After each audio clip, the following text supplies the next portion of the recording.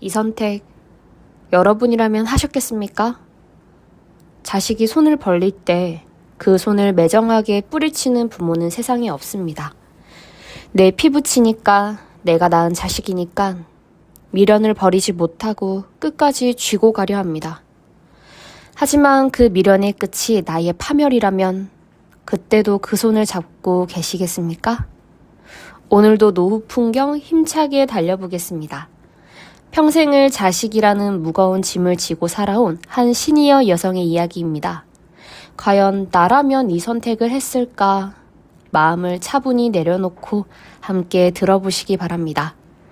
혹시 아직 노후 풍경의 동반자가 되지 않으셨다면 구독과 좋아요를 함께 길을 나서주시면 감사하겠습니다. 자, 이야기 속으로 들어갑니다. 제1챕터 품 안에서 나가지 못하는 마흔의 아이. 사람은 말이 아니라 선택으로 드러납니다. 우리는 살아가면서 수많은 선택의 기로에 섭니다. 어떤 선택은 가볍고 어떤 선택은 삶의 궤적을 통째로 바꿉니다. 특히 나이가 들수록 선택의 무게는 더 무거워집니다. 남은 시간이 그리 많지 않기 때문입니다. 지나온 길을 돌아보면 미련이라는 그림자가 늘 발치에 걸려 있습니다. 가지 않은 길에 대한 미련, 놓아주지 못한 사람에 대한 미련, 그리고 내 몸보다 더 아꼈던 자식에 대한 미련입니다. 미련은 앞으로 나아가지 못하게 합니다. 발목을 잡고 과거에 주저앉힙니다. 그 무거운 미련을 내려놓는 순간, 비로소 우리는 앞으로 나아갈 수 있습니다. 오늘도 인생여행 힘차게 달려보겠습니다. 과연 나라면 이 선택을 했을까? 스스로에게 질문을 던지며 담담히 들어보시기 바랍니다. 아직 인생여행의 구독자가 아니시라면 구독과 좋아요로 이 여정에 함께해 주시면 큰 힘이 되겠습니다. 올해 67의 이정숙 씨는 새벽 오시면 어김없이 눈을 뜹니다. 알람이 울리기도 전에 눈이 떠지는 것은 오랜 세월 몸에 배어버린 습관 때문입니다. 정숙 씨는 침대에서 일어나 조용히 거실로 나옵니다. 커튼 사이로 푸르스름한 새벽빛이 번져오고 있습니다. 집안은 고요합니다. 남편이 세상을 떠난 지 벌써 7년이라는 세월이 흘렀습니다. 혼자 사는 삶은 적적하지만 한편으로는 평화롭기도 합니다. 정숙 씨는 주방으로 가 물을 끓입니다. 따뜻한 차 한 잔을 마시며 하루를 시작하는 이 시간이 정숙 씨에게는 가장 소중한 휴식입니다. 정숙 씨의 삶은 평탄하지 않았습니다. 남편은 성실한 사람이었지만 몸이 약해 사별하기 전까지 오랜 시간 병석에 누워 있었습니다. 정숙 씨는 남편의 병수발을 들며 동시에 생계를 책임져야 했습니다. 시장 골목에서 작은 옷가게를 하며 밤낮 없이 일했습니다. 다리가 붓고 허리가 끊어질 듯 아파도 쉴 수 없었습니다. 오직 하나 아들 명훈이 때문이었습니다. 내 자식만큼은 남부럽지 않게 키우고 싶다는 마음, 부모로서 당연한 그 마음 하나로 버텼습니다. 다행히 정숙 씨의 노력은 헛되지 않았습니다. 가게가 제법 잘 되어 돈을 모을 수 있었고 10년 전에는 시장 근처에 작은 상가 건물 하나를 매입했습니다. 3층짜리 허름한 건물이지만 정숙 씨에게는 피와 눈물이 어린 결정체였습니다. 지금은 그 건물에서 나오는 매달 250만 원 남짓한 월세와 얼마 되지 않는 국민연금이 정숙 씨의 유일한 생명줄입니다. 남에게 아쉬운 소리 안 하고 자식에게 짐되지 않으며 늙은 몸 하나 건사할 수 있는 최소한의 요새인 셈입니다. 그러나 그 평화는 그리 오래가지 못했습니다. 주방 식탁 위에 놓인 스마트폰이 진동을 울립니다. 시계를 보니 오전 6시가 조금 넘은 시간입니다. 이 시간에 전화를 걸 사람은 단 한 명밖에 없습니다. 아들 명훈입니다. 정숙 씨는 가슴이 덜컥 내려앉습니다. 나이가 들면 자식의 전화번호가 화면에 뜨는 것만으로도 심장이 쿵쾅거릴 때가 있습니다. 반가움보다는 두려움이 앞서기 때문입니다. 무슨 사고가 터진 것은 아닐까? 또 무슨 돈이 필요한 걸까? 정숙 씨는 깊은 한숨을 내쉬며 통화 버튼을 누릅니다. 명훈아. 이 새벽에 어쩐 일이냐? 수화기 너머로 들려오는 아들의 목소리는 잔뜩 가라앉아 있습니다. 담배를 가쁘게 피워 물었는지 거친 숨소리도 섞여 들립니다. 엄마, 자는데 깨운 건 아니지? 아니다. 일어난 지 좀 됐다. 무슨 일 있어? 목소리가 왜 그래? 엄마, 미안한데. 오늘 오후에 집으로 좀 갈게. 드릴 말씀이 있어서 그래. 무슨 말이냐고 물었지만 명훈이는 이따가 가서 말씀드리겠다며 서둘러 전화를 끊었습니다. 전화가 끊긴 후에도 정숙 씨는 한동안 스마트폰을 손에 쥔 채 움직이지 못했습니다. 물이 끓어넘치는 소리조차 들리지 않았습니다. 가슴속에서 불길한 예감이 스멀스멀 피어올랐습니다. 명훈이는 올해 40살입니다. 남들은 가정을 이루고 직장에서 자리를 잡을 나이입니다. 하지만 명훈이는 여전히 불안정한 삶을 살고 있습니다. 대학을 졸업하고 몇 군데 직장을 다녔지만 끈기가 부족해 1년을 넘기지 못했습니다. 상사의 잔소리가 싫어서, 적성에 맞지 않아서, 비전이 없어서라는 핑계는 늘 그럴듯했습니다. 결국 직장 생활 체질이 아니라며 사업을 하겠다고 나선 것이 화근이었습니다. 처음에는 작은 카페를 차리겠다고 했습니다. 정숙 씨는 반대했습니다. 경험도 없이 무슨 사업이냐며 말렸지만 아들은 엄마는 나를 왜 그렇게 못 믿냐며 원망 섞인 눈물을 흘렸습니다. 결국 정숙 씨는 마음이 약해져 가게 보증금을 대주었습니다. 결과는 2년 만에 폐업이었습니다. 권리금은커녕 보증금 반을 까먹고 나왔습니다. 그게 시작이었습니다. 그 다음에는 프랜차이즈 치킨집, 그 다음에는 온라인 쇼핑몰까지. 명훈이는 끊임없이 새로운 사업을 구상했고 그때마다 정숙 씨의 주머니를 털어갔습니다. 엄마, 이번에는 진짜 달라. 시장 조율도 확실히 끝냈고 아는 선배가 뒤를 봐주기로 했어. 이번만 넘기면 그동안 엄마한테 빌린 돈 다 갚고 효도할게. 아들은 늘 당당하게 다짐했고 실패한 뒤에는 세상을 원망하며 방구석에 박혔습니다. 정숙 씨는 그런 아들을 볼 때마다 가슴이 찢어졌습니다. 내 잘못 키운 탓인가 싶어 죄책감이 들었습니다. 남편 없이 외아들로 키우느라 너무 오냐오냐한 것은 아닐까, 더 모질게 굴었어야 했나 하는 후회가 밤마다 정숙 씨를 괴롭혔습니다. 그렇게 아들의 뒤를 닦아주다 보니 정숙 씨의 통장 잔고는 바닥을 드러낸 지 오래였습니다. 이제 남은 것은 오직 상가 건물 하나뿐이었습니다. 오후 2시가 되자 현관문 도어락 누르는 소리가 들렸습니다. 정숙 씨는 서둘러 나가 문을 열었습니다. 들어서는 아들의 얼굴은 초췌하기 짝이 없었습니다. 머리는 부스스하고 눈 밑에는 짙은 다크서클이 내려앉아 있었습니다. 40이라는 나이가 무색하게 여전히 철없는 소년처럼 보이는 아들의 모습에 정숙 씨는 속이 상했습니다. 밥은 먹었니? 정숙 씨의 질문에 명훈이는 대답 대신 거실 소파에 깊숙이 몸을 파묻었습니다. 그리고 길게 한숨을 쉬었습니다. 정숙 씨는 주방으로 가 따뜻한 밥과 국을 차려냈습니다. 아무리 미워도 자식 입에 밥 들어가는 것을 봐야 마음이 놓이는 것이 부모의 마음입니다. 명훈이는 몇 숟가락 뜨는 둥 마는 둥 하더니 숟가락을 놓았습니다. 엄마. 명훈이가 무겁게 입을 열었습니다.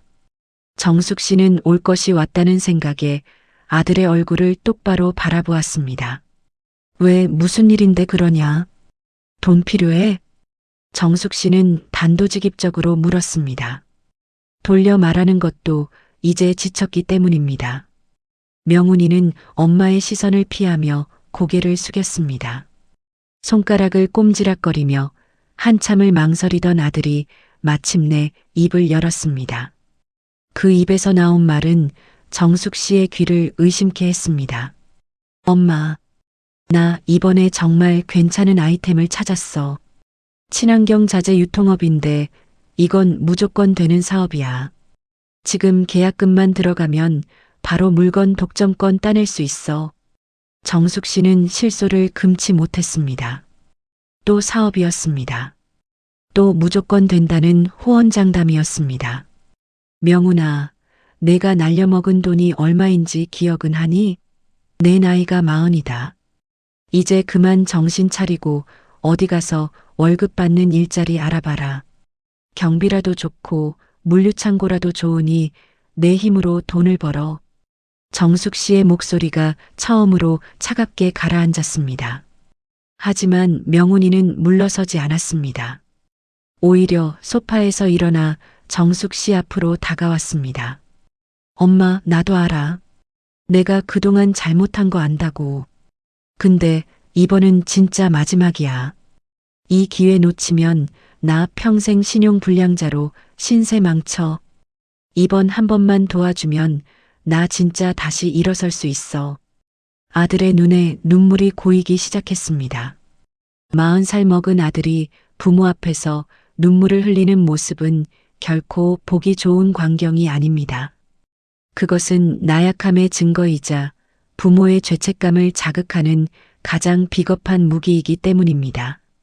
내가 무슨 돈이 있니? 너도 알다시피 내 통장 비어 있는 거 뻔히 알면서 왜 이래? 정숙 씨가 손을 내저었습니다. 그러자 명훈이가 정숙 씨의 손을 덥석 잡았습니다. 아들의 손은 차갑고 가늘게 떨리고 있었습니다. 엄마, 건물 있잖아. 시장 상가 건물. 그거 담보로 대출 조금만 받아줘.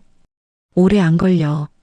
반년 안에 사업 안정되면 대출 다 갚고 건물 명의도 그대로 깨끗하게 돌려놓을게. 엄마, 제발. 나 좀 살려줘. 상가 건물을 담보로 대출을 받아달라.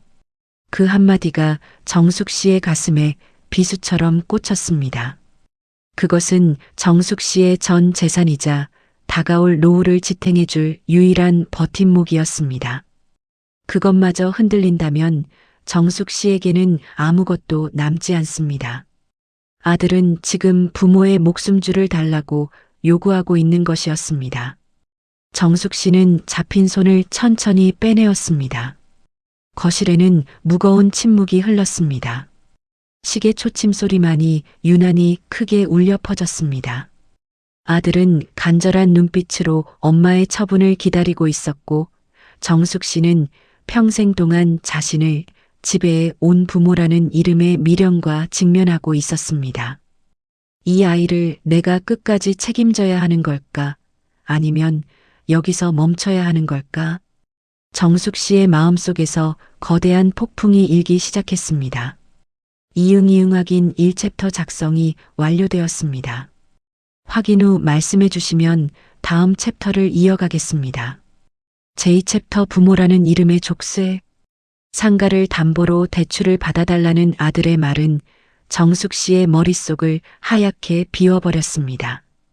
평생 시장 바닥에서 손가락이 부르트고 무릎 연골이 달아가며 바꾼 건물입니다.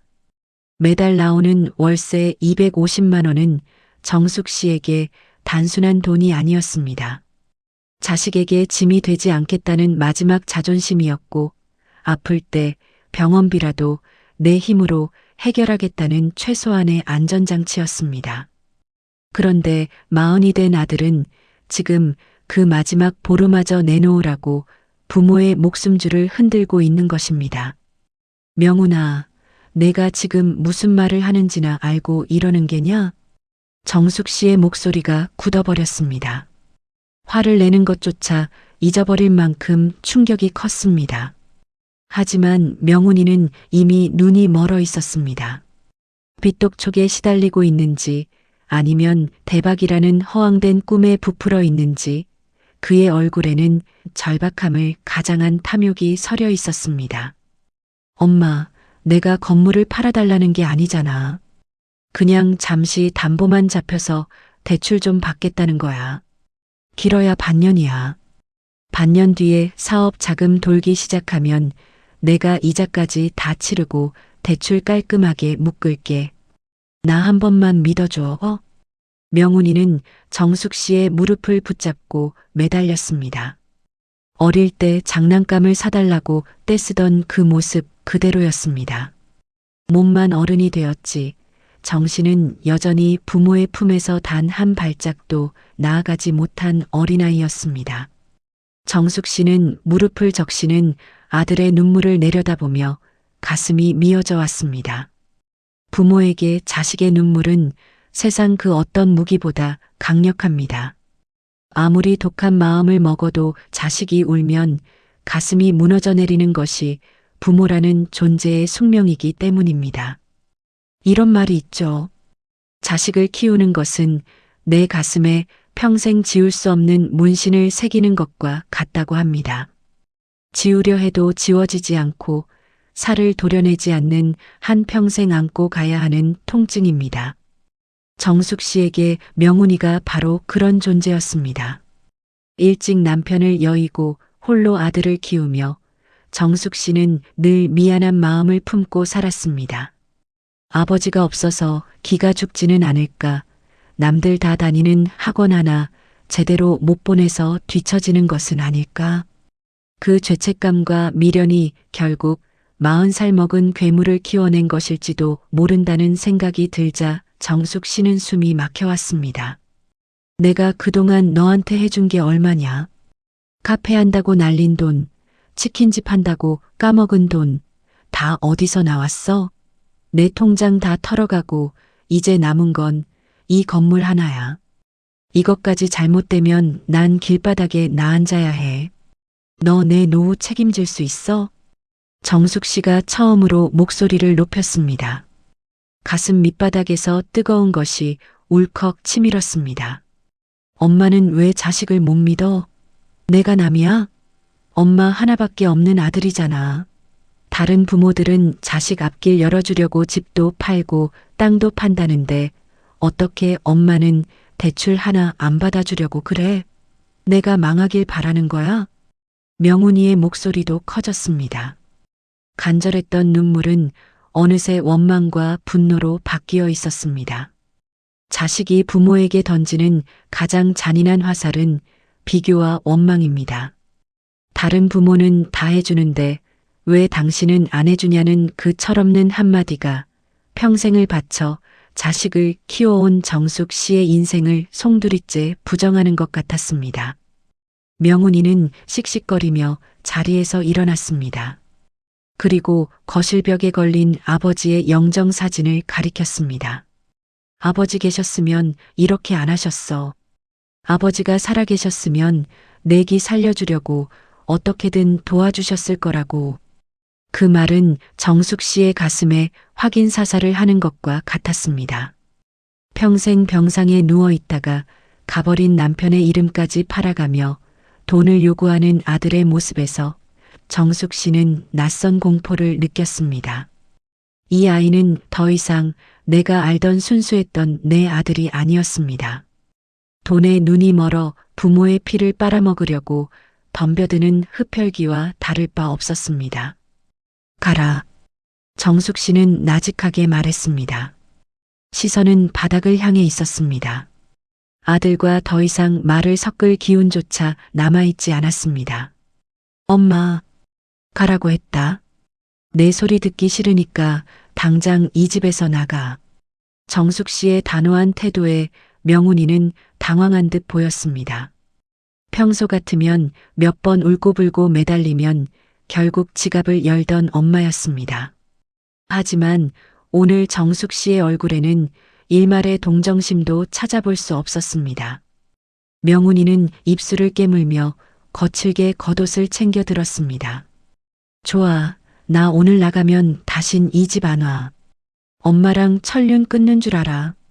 현관문이 부서질 듯 쾅 닫히고 다시 집안에는 차가운 고요가 찾아왔습니다.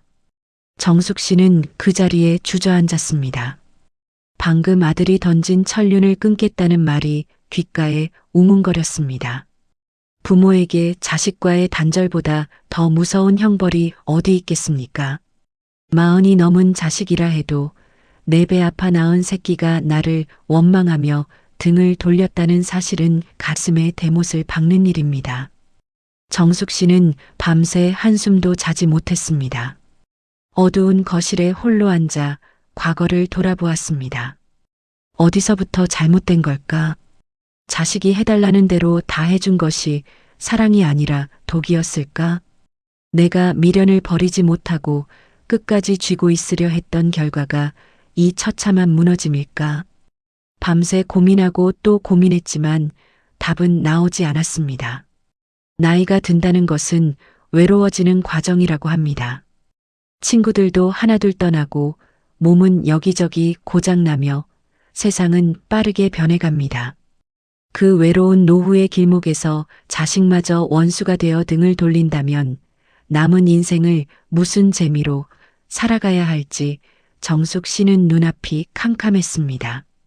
하지만 또 한편으로는 명훈이의 뜻대로 건물을 담보로 잡혔을 때 다가올 미래가 너무나 선명하게 그려졌습니다.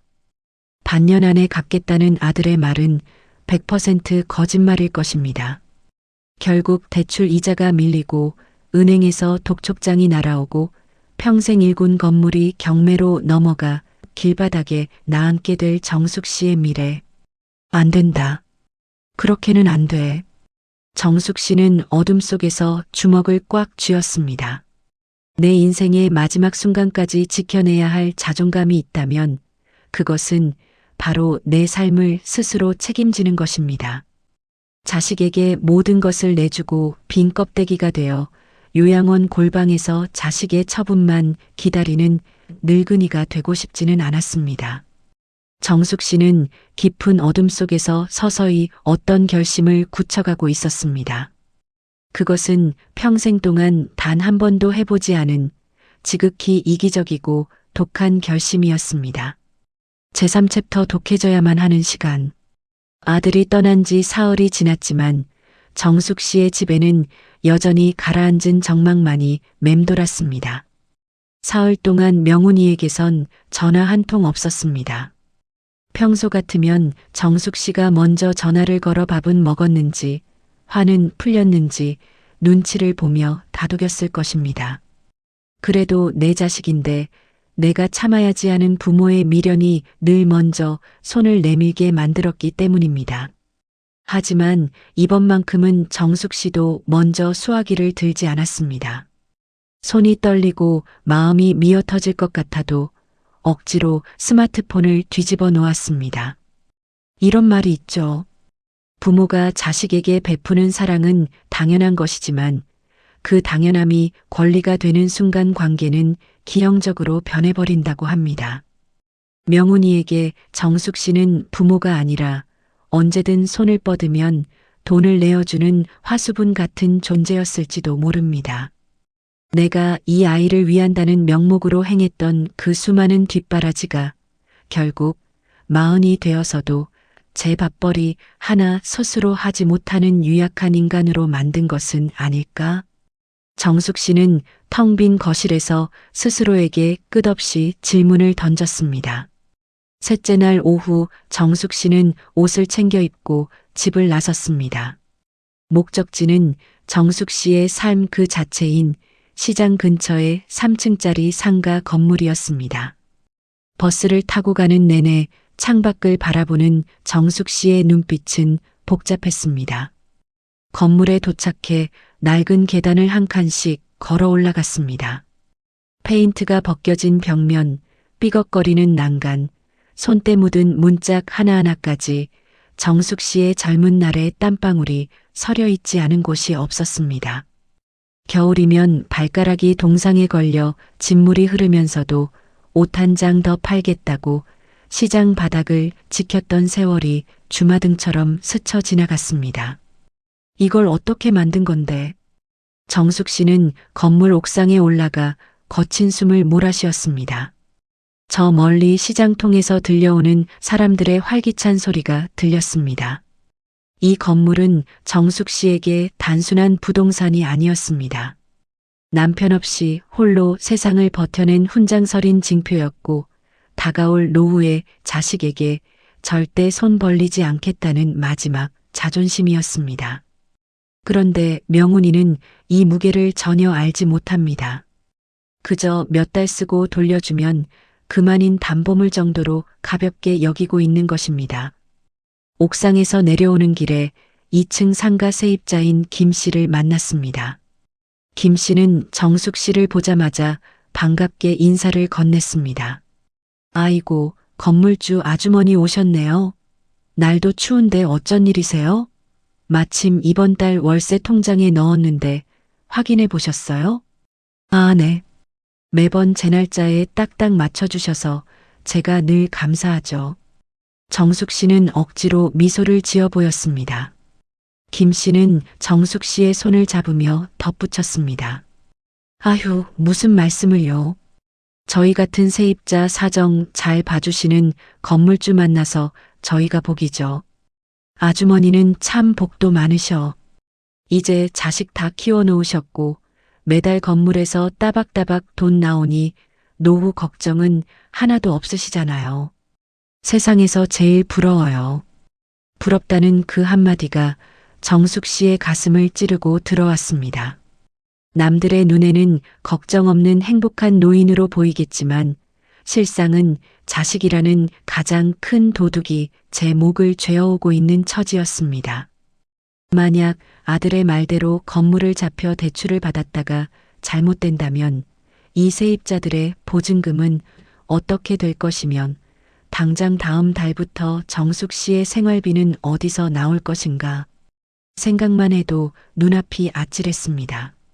집으로 돌아오는 버스 안에서 정숙 씨는 냉정하게 현실을 계산해 보았습니다. 아들이 하겠다는 유통업은 이미 수많은 대기업과 기존 업체들이 꽉 잡고 있는 시장이었습니다. 40살이 되도록 제대로 된 사회 경험도 없고 인맥도 없는 아들이 뛰어들어 성공할 확률은 냉정하게 말해 제로에 가까웠습니다. 반년 안에 대출을 갚겠다는 말은 사기꾼의 감언이설보다 더 허황된 소리였습니다. 내가 정신을 차려야 한다. 여기서 무너지면 우리 둘 다 끝이다. 정숙 씨는 입술을 짓씹었습니다. 비로소 미련의 안개가 걷히고 현실이 똑똑히 보이기 시작했습니다. 그동안 자식이 불쌍하다는 이유로 하나밖에 없는 내 새끼라는 이유로 눈 감아왔던 수많은 과오들이 스쳐 지나갔습니다. 자식의 눈물이 무서워 해달라는 대로 다 해주는 것은 사랑이 아니었습니다. 그것은 부모로서 책임을 회피하는 나태함이었고 자식을 망치는 독약이었습니다. 시니어에게도 남은 인생이 있습니다. 60대, 70대의 삶은 인생의 마무리를 준비하는 단계가 아니라 온전히 나 자신으로 살아내야 하는 소중한 한 권의 책과 같습니다. 자식을 위해 평생을 바쳤다면 남은 페이지만큼은 내 자존감을 지키며 내 발로 걸어가야 합니다. 이런 말이 있죠.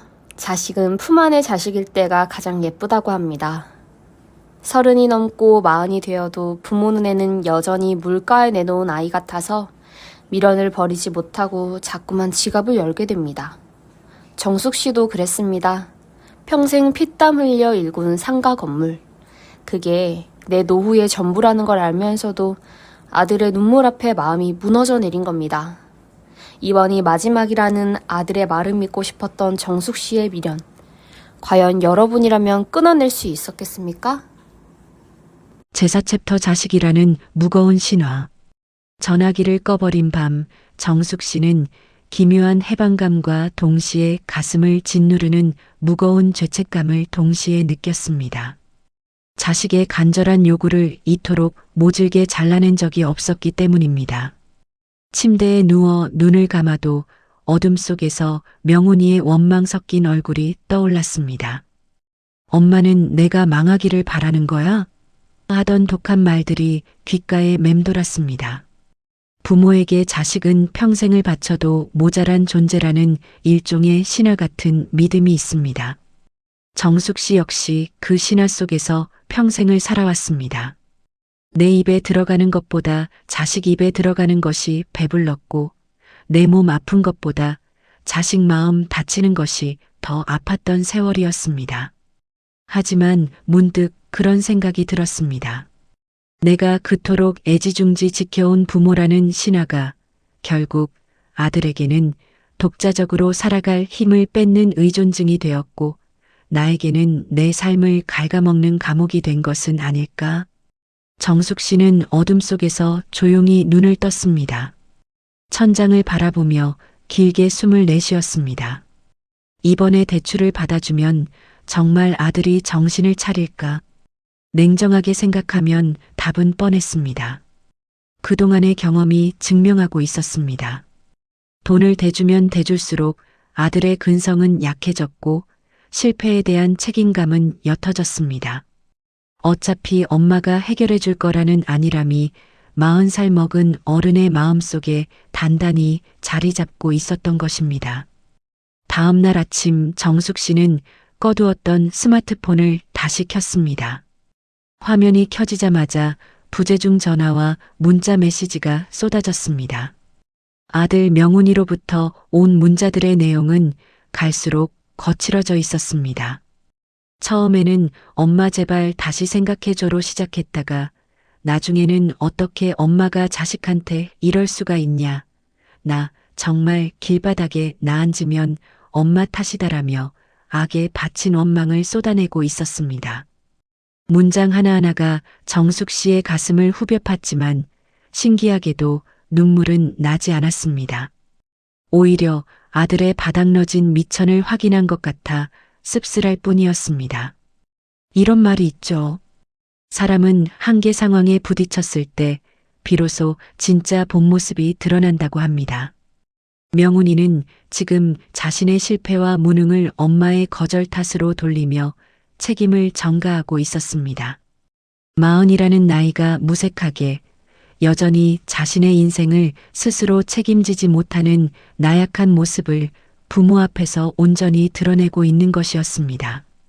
만약 정숙 씨가 여기서 또다시 마음이 약해져 건물을 담보로 잡혔다면 그것은 아들을 돕는 것이 아니라 아들의 나태함을 방조하는 꼴이 되었을 것입니다. 오전 11시쯤 초인종이 요란하게 울렸습니다.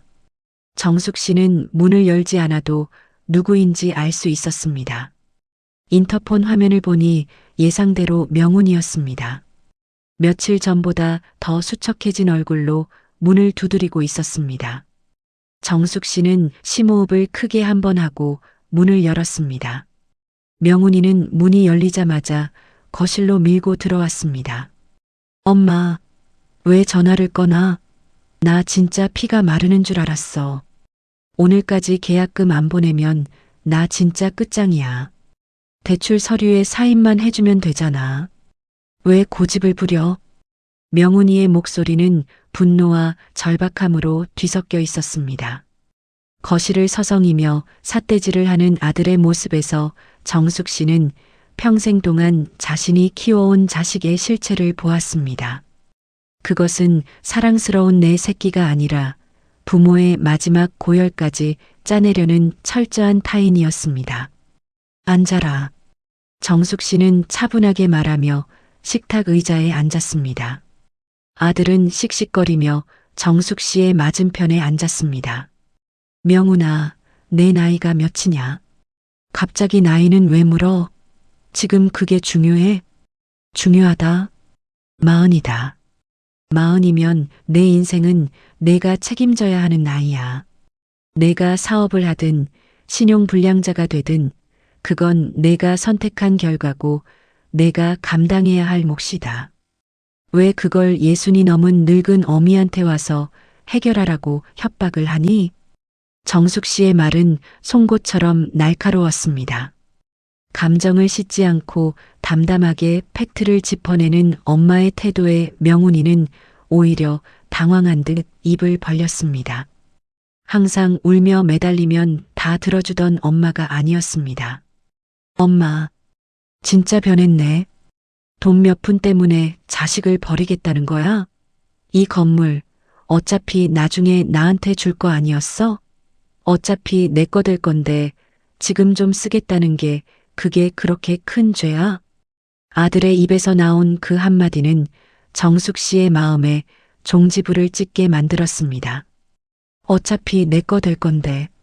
아들은 이미 정숙 씨가 살아있는 동안에도 그 건물을 자신의 재산으로 여기고 있었던 것입니다. 정숙 씨가 살아 숨쉬며 노후를 보내야 할 삶의 터전을 그저 자신이 언제든 가져다 쓸 유산 정도로 가볍게 생각하고 있었다는 사실에 정숙 씨는 깊은 한멸을 느꼈습니다. 시니어 세대들이 흔히 하는 착각이 있습니다. 내가 가진 것을 자식에게 다 내어주면 자식이 나를 대접해 줄 것이라는 기대감입니다. 하지만 현실은 냉정합니다. 가진 것을 모두 내어준 노인에게 남는 것은 자식의 효도가 아니라 용도 폐기된 가구처럼 처량하게 버려지는 소외뿐입니다. 마지막 순간까지 내 자존감을 지키고 당당하게 내 삶을 살아가기 위해서는 내가 가진 패를 절대 먼저 보여주거나 내어주어서는 안 됩니다. 내 노후의 자금은 자식의 유산이 아니라 내 인생의 마지막 품위를 지켜줄 단단한 방패막이이기 때문입니다. 정숙 씨는 식탁 서랍을 열고 조용히 인감도장과 상가 건물 등기부등본을 꺼내 놓았습니다. 명훈이의 눈이 순간 빛났습니다. 엄마가 드디어 도장을 찍어주려는 줄 착각한 모양이었습니다. 하지만 정숙 씨는 도장과 서류를 그대로 가방 속에 깊숙이 집어넣었습니다. 이 도장, 그리고 이 건물.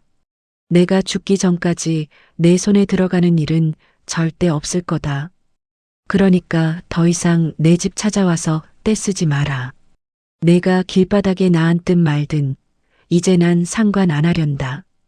내 인생은 내가 살아. 정숙 씨는 가방을 메고 자리에서 일어났습니다. 그리고 현관문을 열고 아들을 향해 손짓했습니다. 나가라. 이제 이 집 비밀번호도 바꿀 거다. 내 허락 없이는 이 집에 발도 들이지 마라. 명훈이는 믿을 수 없다는 표정으로 정숙 씨를 바라보았습니다. 하지만 정숙 씨의 눈빛에는 단 한치의 흔들림도 미련도 남아있지 않았습니다. 아들은 끝내 욕설 섞인 한숨을 내뱉으며 문 밖으로 걸어나갔습니다. 쾅 하고 닫히는 문소리와 함께 정숙 씨는 비로소 가슴을 짓누르던 무거운 자식이라는 신화의 사슬을 완전히 끊어내었음을 확신했습니다. 제오챕터 시선의 감옥을 탈출하다. 아들을 내쫓고 현관 비밀번호를 바꾼 첫날 밤, 정숙 씨는 평생 느껴보지 못한 기묘한 감정에 휩싸였습니다. 사방이 가로막힌 방 안에 홀로 남겨진 듯한 지독한 외로움과 한편으로는 가슴을 짓누르던 커다란 돌덩이가 사라진 듯한 시원함이 동시에 찾아왔습니다. 정숙 씨는 소파에 가만히 앉아 거실 벽을 바라보았습니다. 40살이 되도록 품 안에서 내보내지 못했던 아이를 제 손으로 밀어냈다는 사실이 문득문득 가슴을 아리게 만들었습니다. 부모가 자식을 외면하는 것은 살을 도려내는 것과 같은 통증입니다. 아무리 독한 마음을 먹었어도 불 꺼진 아들의 방을 볼 때마다 가슴 한구석이 허물어지는 것은 어쩔 수 없는 노릇이었습니다. 하지만 정숙 씨는 약해지려는 마음을 억지로 다잡았습니다. 지금 여기서 다시 마음을 돌린다면 그것은 아들을 돕는 것이 아니라 영원히 주저앉히는 길임을 너무나 잘 알고 있었기 때문입니다. 미련은 언제나 가장 나약한 순간에 슬그머니 고개를 듭니다. 그래도 이번 한 번만 도와줬으면 달라지지 않았을까? 하는 부질없는 가정이 머릿속을 맴돌 때마다 정숙 씨는 아들이 식탁 앞에서 뱉었던 독한 말들을 떠올리며 마음을 굳혔습니다. 어차피 내 거 될 건데. 그 한마디는 정숙 씨에게 부모로서의 맹목적인 희생이 얼마나 부질없는 것인지를 똑똑히 깨닫게 해준 예방주사였습니다. 일주일쯤 지났을 때 예상치 못한 곳에서 연락이 왔습니다. 친척 언니인 명자 씨였습니다. 명자 씨는 정숙 씨의 사정을 어디서 들었는지 전화를 받자마자 다짜고짜 목소리를 높였습니다. 정수가, 너 진짜 명훈이 집에서 내쫓고 비밀번호까지 바꿨다며? 너 미쳤어? 아무리 애가 속을 썩여도 하나밖에 없는 외아들을 그렇게 매정하게 버리면 천벌받아. 친척 언니의 일침에 정숙 씨는 숨이 턱 막혔습니다. 주변 사람들의 시선과 비난은 자식을 끊어내는 것만큼이나 시니어들에게 큰 고통으로 다가옵니다. 특히 부모가 되어서 자식을 외면했다는 낙인은 평생 성실하게 살아온 정숙 씨의 인생을 송두리째 비난하는 것처럼 느껴졌습니다. 언니, 명훈이가 그동안 날려먹은 돈이 얼마인지 알잖아. 이제 내 노후 자금인 상가 건물까지 담보로 대출받아달라고 생떼를 써. 그것까지 잘못되면 난 길바닥에 나앉아야 해. 정숙 씨가 차분하게 설명했지만 명자 씨는 들으려 하지 않았습니다. 오히려 혀를 쯧쯧 차며 훈계를 늘어놓았습니다. 야, 자식이 죽겠다는데 노후가 무슨 상관이니? 자식 앞길 막는 부모가 세상에 어디 있어.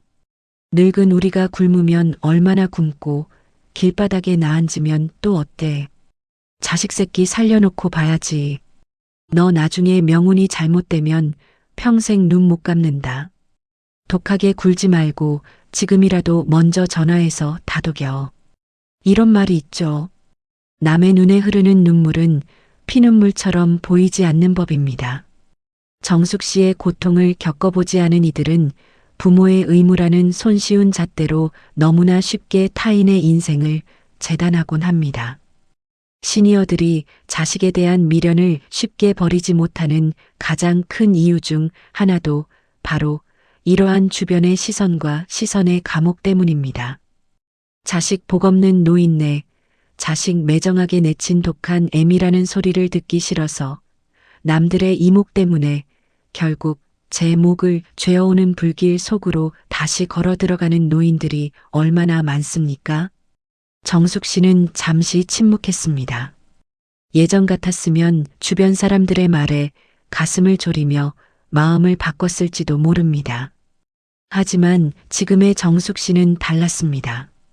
언니, 명훈이 인생은 명훈이 거고 내 인생은 내 거야. 나 늙어서 병들고 길바닥 나앉았을 때 언니가 내 치료비 대주고 밥 먹여줄 거 아니잖아. 명훈이도 자기가 저지른 일 자기가 책임져야 철이 들지. 언제까지 내 치맛자락 붙잡고 살게 둘 순 없어. 다신 이 문제로 전화하지 마.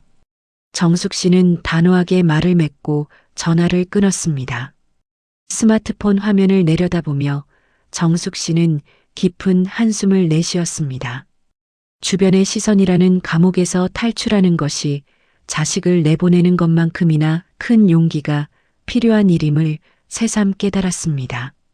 시니어 세대에게 가장 중요한 자산은 돈이나 건강뿐만이 아닙니다. 타인의 시선으로부터 온전히 독립하는 내면의 자존감이야말로 노후를 지켜주는 가장 단단한 무기입니다.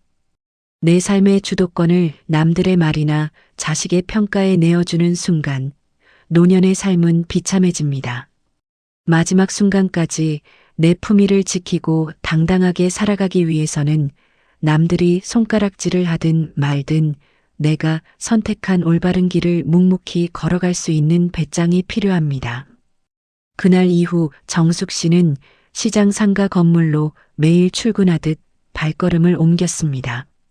건물을 돌보며 청소를 하고 세입자들과 가벼운 담소를 나누는 일상 속에서 정숙 씨는 조금씩 마음의 안정을 찾아갔습니다. 내 힘으로 지켜낸 삶의 터전이 나를 배반하지 않고 든든하게 받쳐주고 있다는 사실이 그 어떤 자식의 효도보다 더 위안이 되었습니다. 정숙 씨는 건물 옥상에 올라가 푸른 하늘을 바라보며 조용히 의조렸습니다. 그래, 나는 내 삶을 잘 살아내야 할 책임이 있다. 마지막 순간까지 내 자존심을 지키며 당당하게 살다 갈 거다. 정숙 씨의 눈빛은 더 이상 죄책감이나 미련으로 흔들리지 않았습니다. 그것은 평생을 희생만 하며 살아온 한 여성이 마침내 자신의 인생을 향해 당당하게 첫 발을 내딛는 눈부신 다짐이었습니다. 이응이응 확인 5챕터 작성이 완료되었습니다. 확인 후 말씀해 주시면 제6챕터를 이어가겠습니다. 제6챕터 홀로 써기를 시작한 모정. 결국 중요한 건 자식을 사랑하는 것과 자식의 인생을 대신 살아주는 건 완전히 다른 문제라는 사실입니다. 명의를 넘겨주고 대출을 받아 자식의 뒤를 바라보는 것이 과연 진정한 부모의 역할일까요? 정숙 씨가 도장을 찍지 않고 아들의 짐을 내놓았을 때 그것은 모정의 거부가 아니라 비로소 자신을 지키겠다는 인생 첫 번째 결단이었습니다. 이 선택 과연 맞았을까요? 여러분의 기준은 어디에 있는지 생각해 보게 됩니다.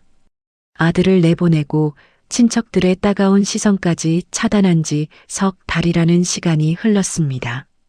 그동안 정숙 씨의 삶에는 참 많은 변화가 있었습니다.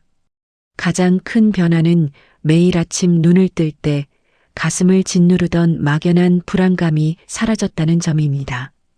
예전에는 스마트폰 벨소리만 울려도 가슴이 덜컥 내려앉고 입술이 바짝 말랐지만 이제는 차분하게 발신인을 확인하는 여유가 생겼습니다. 전화기를 꺼두거나 번호를 바꾸지 않았음에도 아들에게선 더 이상 연락이 오지 않았습니다. 천륜을 끊겠다던 아들의 호언장담은 어쩌면 마지막 발악이었을지도 모릅니다. 정숙 씨는 그동안 자식을 핑계로 미뤄두었던 자신만의 일상을 조용히 채워나가기 시작했습니다. 동네 복지관에서 운영하는 서예 교실에 등록한 것도 그 중 하나였습니다. 평생 옷가게를 하느라 거칠어진 손으로 붓을 잡는 일은 처음엔 어색하고 부끄러웠습니다.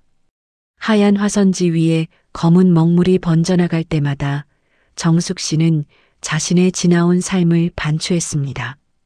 붓끝을 꼿꼿이 세우고 중심을 잡아야만 비로소 바른 글씨가 써지듯 내 인생도 내 중심을 똑바로 잡아야 흔들리지 않는다는 것을 서예를 배우며 새삼 깨달았습니다. 아이고, 정숙 씨는 눈매가 선하셔서 글씨도 참 단아하게 잘 쓰시네. 옆자리에 앉은 동갑내기 회원이 건넨 칭찬에 정숙 씨는 수줍게 웃었습니다. 평생 누구 어머니, 누구처럼만 불리며 내 이름 석자를 잃고 살았던 세월이었습니다. 하지만 이곳에서는 온전히 이정숙 씨라는 제 이름으로 불렸습니다. 자식이라는 무거운 미련을 내려놓고 나니 비로소 나라는 존재가 똑똑히 보이기 시작한 것입니다. 그러던 어느 날 서예 교실을 마치고 나오는 길에 시장통에서 우연히 명훈이의 지인을 만났습니다. 아들의 소식을 차단하고 살았지만 막상 지인을 대면하자 정숙 씨의 가슴은 또다시 미세하게 떨렸습니다. 핏줄에 대한 미련은 이토록 끈질긴 법입니다. 어머, 명훈이 어머님 아니세요? 오랜만에 뵙네요. 아, 네. 잘 지내셨어요? 우리 명훈이는 요즘 어떻게 지낸답니까? 정숙 씨는 거절하려 했지만 입에서는 본능적으로 자식의 안부를 묻는 말이 튀어나왔습니다. 지인은 조금 안타까운 표정을 지으며 말했습니다. 명훈이 고생 많이 하고 있어요. 그 친환경 자재 사업인가 하는 거 결국 투자금 못 구해서 시작도 못했다더라고요. 채권자들한테 시달리다가 지금은 경기도 외곽에 있는 물류창고에서 야간 일용직으로 일하면서 방 한 칸 얻어 지낸대요. 며칠 전에 만났는데 얼굴이 반쪽이 됐더라고요. 물류창고 야간 일용직, 방 한 칸. 그 단어들이 정숙 씨의 가슴을 송곳처럼 찔렀습니다. 귀하게 키운 내 자식이 차가운 창고에서 밤새 짐을 나르고 있다는 상상만으로도 정숙 씨는 당장 지갑을 열어 돈을 송금해주고 싶은 충동에 휩싸였습니다. 내가 건물 담보로 대출만 좀 해줬어도 저 고생은 안 했을 텐데 하는 미련이 순식간에 고개를 들었습니다. 자식이 고생한다는 소식을 듣고 평정심을 유지할 부모는 세상에 없기 때문입니다. 하지만 정숙 씨는 길가에 멈춰서서 깊은 숨을 들이쉬었습니다. 차가운 겨울 공기가 허파 깊숙이 들어오자 정신이 번뜩 들었습니다. 아니다. 이번에도 내가 나서면 저 아이는 평생 물류창고 일조차 스스로 해내지 못하는 인간이 된다. 정숙 씨는 주먹을 꽉 쥐었습니다. 명훈이가 40이 되도록 땀 흘려 돈을 벌어본 적이 있었던가요? 늘 엄마의 돈으로 손쉽게 사업을 시작했다가 힘들면 너무나 쉽게 포기하고 방구석으로 숨어버렸던 아들이었습니다. 비록 몸은 고되고 거처는 초라할지언정 제 힘으로 밤을 새워 일하고 일당을 받아 하루를 살아내는 지금의 경험이야말로 명훈이에게 필요한 진짜 인생 공부였습니다. 부모가 끝까지 쥐고 있으려 했던 과도한 보호라는 미련을 버릴 때 비로소 자식도 한 명의 온전한 인간으로 바로 설 기회를 얻는 법입니다. 시니어 세대들이 마지막까지 지켜내야 하는 자존감은 자식의 인생을 불쌍히 여기는 연민보다 내 삶의 가치를 더 높게 두는 데서 나옵니다. 자식이 안쓰럽다고 해서 내 노후의 안전장치를 허물어버리는 것은 자식과 부모 모두가 파멸로 가는 지름길입니다. 부모가 당당하게 제 삶을 꾸려가고 노후를 지켜내야 자식 역시 부모라는 기댈 언덕이 사라졌음을 깨닫고 자신의 발로 대지를 딛고 서게 됩니다. 매정한 부모가 되는 것이 때로는 가장 깊고 온전한 사랑의 방식일 수 있습니다. 정숙 씨는 지인에게 담담히 미소를 지어 보였습니다. 그렇군요. 제 힘으로 일해서 먹고 산다니 다행입니다. 소식 전해줘서 고마워요. 정숙 씨는 더 이상 눈물을 흘리거나 흔들리지 않고 꼿꼿하게 걸음을 옮겼습니다. 아들을 향한 마음의 끈을 완전히 끊어낸 것은 아니었습니다. 다만 그 끈을 팽팽하게 쥐고 흔드는 대신 아들이 스스로의 힘으로 인생의 바닥을 치고 올라올 수 있도록 멀리서 묵묵히 바라봐주는 진짜 부모의 역할을 선택한 것이었습니다.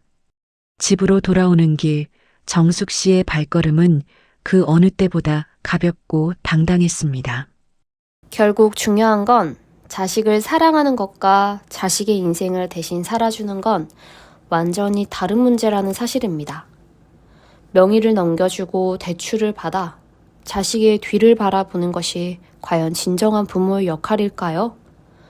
정숙 씨가 도장을 찍지 않고 아들의 짐을 내놓았을 때 그것은 모정의 거부가 아니라 비로소 자신을 지키겠다는 인생 첫 번째 결단이었습니다. 이 선택 과연 맞았을까요? 여러분의 기준은 어디에 있는지 생각해보게 됩니다. 제7챕터 내 인생의 진짜 주인이 되는 날. 40살 먹은 아들이 물류창고에서 땀을 흘리며 제 힘으로 밥벌이를 하고 있다는 소식을 들은 뒤로 정숙 씨의 마음에는 기묘한 평온이 찾아왔습니다. 자식이 고생한다는 소리에 가슴 한구석이 아릿하지 않다면 거짓말이겠지요. 하지만 정숙 씨는 그것이 아들이 거쳐 가야 할 당연한 인생의 무게임을 인정하기로 했습니다. 평생 부모의 그늘 아래서 온실 속 화초처럼 자라 부러질 일만 남았던 아이였습니다. 이제야 비로소 거친 비바람을 맞으며 스스로 뿌리를 내리는 법을 배우고 있는 것이라 생각하니 오히려 마음이 단단해졌습니다. 미련을 버린 자리에 자식을 향한 진짜 믿음과 독립심이 자라나고 있었던 것입니다. 정숙 씨는 이제 온전히 자신만을 위한 시간표대로 움직이기 시작했습니다. 아침에 눈을 떠서 마시는 따뜻한 차 한 잔에는 더 이상 불안감이 섞여 있지 않았고 서예 교실에서 화선지를 채워나가는 먹향은 갈수록 깊어졌습니다. 나이가 든다는 것은 더 이상 무언가를 채워 넣는 것이 아니라 불필요한 것들을 비워내고 오롯이 나 자신으로 남는 과정임을 정숙 씨는 몸소 깨닫고 있었습니다. 남은 인생을 어떻게 잘 살아내야 할지, 생의 마지막 순간까지 내 자존감을 어떻게 지켜낼지 고민하는 매일매일이 정숙 씨에게는 선물과도 같았습니다. 그러던 어느 가을날 오후 정숙 씨가 상가 건물을 둘러보고 내려오는데 1층 카페 앞에 낯익은 실루엣이 보였습니다. 낡은 점퍼 차림에 캡 모자를 깊게 눌러 쓴 사내, 아들 명훈이었습니다. 거의 반년 만에 대면하는 아들의 모습이었습니다. 정숙 씨는 순간 심장이 쿵 하고 내려앉았지만 이내 가방끈을 단단히 쥐고 차분하게 걸어갔습니다.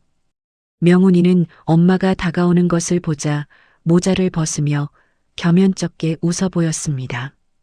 지인의 말대로 얼굴은 반쪽이 되어 있었고 손등에는 거친 일자리에서 긁힌 듯한 자잘한 상처들이 가득했습니다.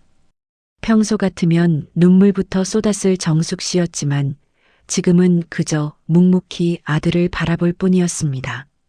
엄마, 오랜만이야. 아들의 목소리는 예전처럼 징징거리거나 당당하지 않았습니다. 잔뜩 가라앉아 있었고 어딘지 모르게 철이 든 어른의 냄새가 났습니다. 정숙 씨는 조용히 고개를 끄덕였습니다. 그래, 오랜만이구나. 카페에 들어가서 차나 한잔하자. 두 사람은 카페 구석진 자리에 마주 앉았습니다. 따뜻한 음료가 나왔지만 한동안 두 사람 사이에는 침묵이 흐르었습니다. 시계 초침 소리가 들릴 듯한 고요 속에서 먼저 말을 꺼낸 것은 명훈이었습니다. 엄마 미안해. 그때 내가 정신이 나갔었나 봐. 엄마 평생 피땀 흘려 모은 재산인데 내 욕심 차리겠다고 천륜을 끝내 만에 독한 소리만 하고 물류창고에서 밤새 집 나르면서 10원짜리 한 장 버는 게 얼마나 힘든 건지 뼈저리게 느끼고 나니까 내가 그동안 엄마한테 얼마나 큰 죄를 지었는지 알겠더라. 명훈이는 고개를 숙인 채 붉어진 눈시울로 손가락 끝만 만지작거렸습니다. 그 눈물은 며칠 전 돈을 달라고 떼쓰며 흘리던 비겁한 눈물이 아니었습니다. 자신의 삶을 스스로 책임지며 흘리는 진짜 어른의 반성 어린 눈물이었습니다. 정숙 씨는 식탁 너머로 아들의 거친 손을 가만히 내려다보았습니다. 마음속에서 뜨거운 것이 울컥 치밀었지만 정숙 씨는 애써 눈물을 참아내며 나직하게 말했습니다. 명훈아, 내가 일용직을 하든 창고에서 밤을 새우든 나는 내가 내 힘으로 벌어먹고 산다는 소식 들었을 때 처음으로 부모로서 발 뻗고 잤다. 그동안 내가 너를 너무 과보호해서 마흔이 되도록 아이로 살게 만든 것 같아 내 죄가 크다고 생각했어. 그래서 모질게 문을 닫았던 거다. 너를 미워해서가 아니라 나도 살고 너도 살아야 하니까. 정숙 씨의 담백한 말에 명훈이는 소리 없이 어깨를 들썩이며 눈물을 쏟아냈습니다. 엄마, 나 이제 돈 달라는 소리 절대 안 해. 창고 일 힘들긴 한데 매달 내 힘으로 월세 내고 밥 사 먹으니까 신기하게 마음은 편하더라. 이번 달부터 조금씩 저축도 시작했어. 언제가 될지 모르겠지만 그동안 엄마한테 갖다 쓴 돈 꼭 다 갚을게. 아들의 입에서 내 힘으로 저축이라는 단어가 나오는 순간 정숙 씨는 비로소 평생의 숙제를 끝낸 기분이 들었습니다. 만약 반년 전 아들의 눈물에 속아 상가 건물을 담보로 잡혀 대출을 받아주었다면 어떻게 되었을까요? 건물은 경매로 넘어가고 정숙 씨는 노후 자금을 잃고 자식을 원망하며 요양원 골방에서 울고 있었을 것이며 아들은 여전히 빚더미에 앉아 세상을 탓하고 있었을 것입니다. 미련을 과감히 잘라낸 정숙 씨의 이기적이고 독한 선택이 역설적으로 아들을 진짜 사람으로 만들어낸 것이었습니다. 시니어 세대에게 자기 삶을 잘 살아내야 하는 인생이 남아있다는 것은 자식에게 짐이 되지 않는 것을 넘어 스스로 당당한 주체로 서는 것을 의미합니다. 자식의 평가나 주변의 시선에 휘둘려 내 노후의 보루를 넘겨주는 순간 자존감은 바닥으로 추락합니다. 마지막 순간까지 내 삶의 자존감을 지켜내기 위해서는 내가 가진 것을 움켜쥐고 내 발로 꼿꼿이 서서 자식을 바라볼 수 있는 단호함이 필요합니다. 그것이 부모가 자식에게 보여줄 수 있는 가장 위대한 삶의 이정표이자 마지막 가르침이기 때문입니다. 정숙 씨는 가방에서 손수건을 꺼내 아들의 눈물을 닦아주었습니다. 돈은 안 갚아도 된다. 내 몸 하나 건강하게 건사하고 내 밥벌이 내 힘으로 하며 살면 그걸로 부모 노릇은 끝난 거다. 힘들면 언제든 엄마 집 와서 밥 한 끼 먹고 가라. 비밀번호는 원래대로 돌려놓으마. 명훈이는 눈물을 닦으며 환하게 웃어 보였습니다. 카페를 나서는 아들의 뒷모습을 바라보며 정숙 씨는 비로소 마음속 깊은 곳에 남아있던 자식이라는 마지막 미련의 파편까지 온전히 털어내었음을 느꼈습니다. 가을바람이 차가웠지만 정숙 씨의 가슴은 그 어느 때보다 따스하고 단단했습니다. 제8챕터 미련을 비우고 채운 인생의 이막. 미련은 앞으로 나아가지 못하게 합니다. 자식에게 얽매여 내 남은 인생을 갉아먹고 있다면 그것은 사랑이 아니라 집착이자 미련일 뿐입니다. 정숙 씨는 비로소 그 무거운 마음을 내려놓았고 비로소 자신의 앞으로 나아갈 수 있었습니다. 자식의 인생은 자식의 것이고 여러분의 인생은 온전히 여러분의 것입니다. 오늘의 주인공 정숙 씨를 함께 응원해 주셔도 좋겠습니다. 구독과 좋아요, 그리고 댓글 한 줄은 여러분께도 작은 힘이 될 수 있습니다. 지금 어디에서 어떤 마음으로 이 사연을 듣고 계신지도 궁금합니다. 인생 여행이 여러분의 오늘을 응원합니다. 아들과의 극적인 화해 이후 정숙 씨의 삶은 한층 더 깊고 단단해졌습니다. 이제 주말이면 명훈이는 예전처럼 돈을 요구하기 위해서가 아니라 엄마에게 따뜻한 밥 한 끼를 대접하기 위해 정숙 씨의 집을 찾습니다. 시장에서 사온 고기 한 근을 구워 먹으며 나누는 대화에는 더 이상 날 선 원망이나 가식적인 변명이 존재하지 않습니다. 그저 이번 주엔 창고에 물량이 많아 힘들었다는 아들의 투정과 고생했다. 밥 많이 먹어라 하는 엄마의 담담한 격려가 오갈 뿐입니다. 품 안의 자식이라는 미련을 과감히 내려놓았더니 오히려 세상에서 가장 건강하고 이상적인 부모 자식 관계로 다시 태어나게 된 것입니다. 정숙 씨는 거실 창가에 앉아 화선지를 펼쳤습니다. 이제 그녀의 붓끝은 망설임이 없습니다. 한 획 한 획을 그어내릴 때마다 삶의 궤적이 묵직하게 묻어납니다. 정숙 씨가 오늘 화선지 위에 정성스럽게 써내려간 문장은 바로 이것이었습니다. 볼립도생, 근본이 서면 길이 열린다는 뜻입니다. 내 인생의 중심을 똑바로 세우고 나를 지켜낼 때 비로소 자식의 길도 열리고 내 남은 여정의 길도 아름답게 열린다는 것을 정숙 씨는 이제 온몸으로 이해하고 있습니다. 우리 시니어들에게도 여전히 잘 살아내야 하는 인생이 엄연히 남아 있습니다. 60이 넘고 70이 되었다고 해서 내 삶을 자식의 배경화면으로 전락시켜서는 안 됩니다. 평생을 가족과 자식을 위해 헌신하며 살아왔다면 생에 남은 페이지만큼은 온전히 나 자신을 위해 품위 있게 채워가야 마땅합니다. 내가 내 삶을 소중히 여기고 잘 관리할 때 비로소 마지막 순간까지 내 자존감을 당당하게 지켜낼 수 있는 것입니다. 자식에게 아쉬운 소리 하지 않고 남에게 손가락질 받지 않으며 내 발로 꼿꼿이 걸어가는 노후야말로 세상에서 가장 성공한 인생의 이막입니다. 지나간 과거에 대한 미련, 내가 더 해주지 못했다는 부모로서의 부질없는 죄책감은 이제 과감히 쓰레기통에 던져버려야 합니다. 미련의 끈을 붙잡고 있는 한 우리는 단 한 발짝도 앞으로 나아갈 수 없습니다. 내가 독해져야 자식이 살고, 내가 내 지갑과 내 터전을 지켜내야 내 존엄을 지킬 수 있습니다. 정숙 씨가 처음으로 도장을 감추고 아들의 짐을 내놓았던 그 단호한 선택은 결국 두 사람의 인생 모두를 구원해낸 가장 위대한 모성이었습니다. 창밖으로 붉은 노을이 아름답게 물들어가고 있습니다. 지는 해가 아름다운 이유는 온 세상을 따뜻한 빛으로 가득 채우며 자신의 마지막 임무를 다하기 때문일 것입니다. 시니어의 삶도 이 노을과 같습니다.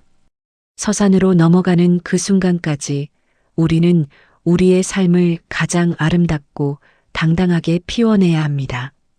자식이라는 미련을 버리고 비로소 자신의 삶을 향해 당당히 걸어가는 이정숙 씨의 앞날에 따뜻한 응원의 박수를 보냅니다. 인생여행 가족 여러분, 오늘 정숙 씨의 이야기를 들으시면서 어떤 생각이 드셨습니까? 혹시 여러분도 자식이라는 무거운 신화에 갇혀 혹은 주변의 시선이라는 감옥에 갇혀 내 노후의 보루를 흔들고 계시지는 않습니까? 나를 지키지 않으면 그 누구도 나를 지켜주지 않습니다. 마지막 순간까지 내 존엄과 자존감을 지켜내는 선택이 무엇인지 오늘 밤 조용히 스스로에게 질문을 던져보셨으면 좋겠습니다. 오늘의 주인공 정숙 씨를 향한 응원의 댓글, 그리고 여러분의 소중한 지혜가 담긴 한 줄을 댓글 창에 남겨주시면 큰 위로가 되겠습니다. 인생 여행은 언제나 여러분의 당당하고 존엄한 오늘을 진심으로 응원합니다. 오늘 여정도 함께 해주셔서 감사합니다. 미련은 앞으로 나아가지 못하게 합니다. 자식에게 얽매여 내 남은 인생을 갉아먹고 있다면 그것은 사랑이 아니라 집착이자 미련일 뿐입니다. 정숙 씨는 비로소 그 무거운 마음을 내려놓았고 비로소 자신의 앞으로 나아갈 수 있었습니다. 자식의 인생은 자식의 것이고 여러분의 인생은 온전히 여러분의 것입니다. 오늘의 주인공 정숙 씨를 함께 응원해 주셔도 좋겠습니다. 구독과 좋아요 그리고 댓글 한 줄은 여러분에게도 작은 힘이 될 수 있습니다. 지금 어디에서 어떤 마음으로 이 사연을 듣고 계신지도 궁금합니다. 노후 풍경이 여러분의 오늘을 응원합니다.